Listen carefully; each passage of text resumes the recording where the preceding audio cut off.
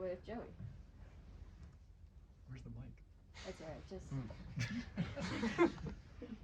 Uh, you were talking in the fall about what you were doing last year, and you were watching these games when you were at the church cleaning the toilets. What does it mean to be out there and to have a run like you had today, have a moment and the emotion like that? First, I'll probably just have to thank, the one it came from Christ, Lord and Savior. I mean, literally used to pray for moments like this, and it finally comes. It's like, just grateful just for being there, and then now I'm here. It's just like, just a long way coming. Shout out God for that. Billy, then Steve. In the huddle, when you get that play call, it looked like the right guard and tackle pulled to the left side. You go to the opposite side. A couple good blocks from the two receivers on the edge. I think Eli and Junior.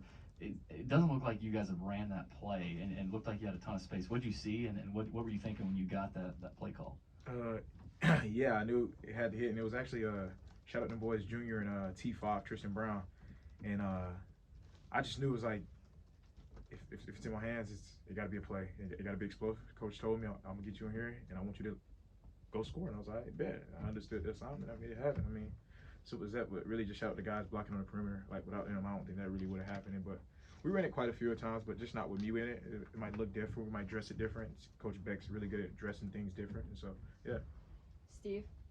MK, this felt like a heavyweight bout throughout the game of teams just trading blows. How were you guys able to stay with it and keep going and keep trading blows until you pop a couple to win it? I mean, like Coach Lee says, like this started like way down the road. So like when we get here, it's nothing new. It's head body, same mission. Like, and we want the mission is winning.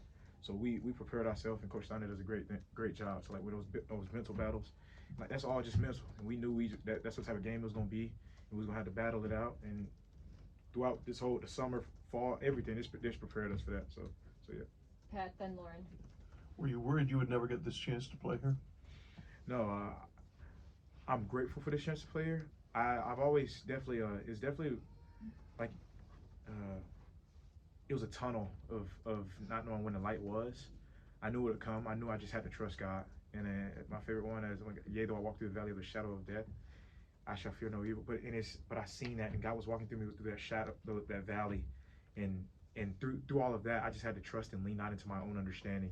And I think oftentimes in life, you guys, I mean, all of you guys have had some type of adversity, some type of things you run into. It's just, where do you go when that happens? And sometimes we need to choose and run to the feet of the master, and that's God. Lauren.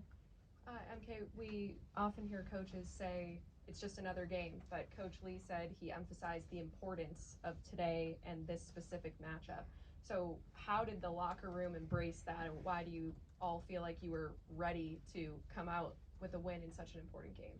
I mean, Coach Lee just said, he said, man, don't leave this locker room if you ain't trying to win this more. And that's what it was. And he does it. He said it, so not verbatim, but that's what I heard when I was in there.